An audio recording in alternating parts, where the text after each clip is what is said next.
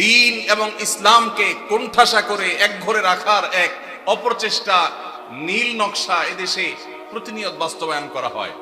এদেশের শিক্ষাক্রমে, পাঠ্যপুস্তকে এদেশের আপামর সাধারণ ধর্মপ্রাণ মানুষের চিন্তাধারার প্রকাশ আপনি সচরাচর দেখতে খুব কম পাবেন না। এদেশের সংবিধানে, এদেশের আইনে, এদেশের মিডিয়াতে, এদেশের আদালতে, এদেশের বিভিন্ন জায়গায় গণমানুষের আকাঙ্ক্ষা বলতে যা, সেটা খুব বেশি প্রতিফলিত হতে দেখবেন না।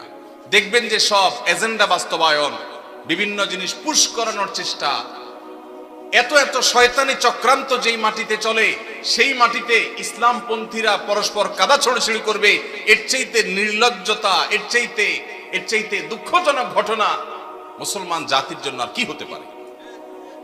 আল্লাহ তাআলা আমাদেরকে ভিন্ন ভিন্ন মত থাকা সত্ত্বেও পরস্পরের সাথে সৌহার্দ্যপূর্ণ সম্পর্ক বজায় রেখে, ভিন্ন ভিন্ন চিন্তা থাকা সত্ত্বেও কাঁধে কাঁধ মিলিয়ে, হাতে হাত মিলিয়ে যার যার আল্লাহ এবং তার রাসূলের পথে আহ্বানের মিশনকে আল্লাহ তাআলা সাকসেস করার তৌফিক দান করেন। ভাইরা আমার,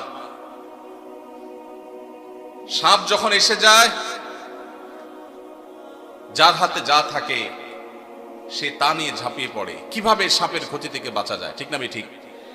আমাদের উচিত আমরা যেই মতের হই, যেই পথের হই, আমাদের কমন শত্রু, আপনার শত্রু, আমার শত্রু, ওনার শত্রু, সবার শত্রু যারা আমাদের শত্রু হওয়ার ব্যাপারে কোনো ভিন্ন মত নাই, তাদেরকে আপনি আপনার মতো, আমি আমার মতো, উনি ওনার মতো, তাদেরকে দমনের পিছনে লেগে যাই।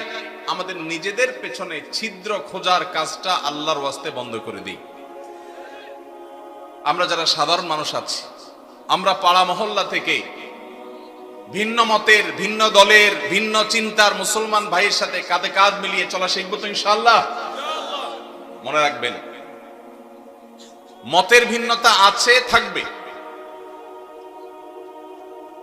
মতের ভিন্নতা থাকে যদি 10টা বিষয় নিয়ে, মতৈক্য আছে 100 বিষয় নিয়ে, ঠিক না ঠিক? শুধু নামাজের কথাই যদি বলেন, নামাজের কয়টা মাসআলা নিয়ে আমাদের সমাজে মত ভিন্নতা আছে? এর বিপরীতে মতৈক্যের বিষয় পাবেন আপনি অগণিত। মৌলিক আকীদা, ঈমানের বিষয় যদি বলেন, আমাদের আল্লাহ এক। মুসলমানদের মধ্যে মত পার্থক্য আছে। অনেকে শুধু মত পার্থক্য দেখে সকাল বিকাল, সারাদিন শুধু দেখে যে হুজুরদের এত মত পার্থক্য। আমি কত মত পার্থক্য? কি দেখেন আপনি এত? আমি তো দেখি না। নামাজ 5 ওয়াক্ত, এটা ইসলামের কি মেইন গুরুত্বপূর্ণ বিষয় না খুচরা বিষয়?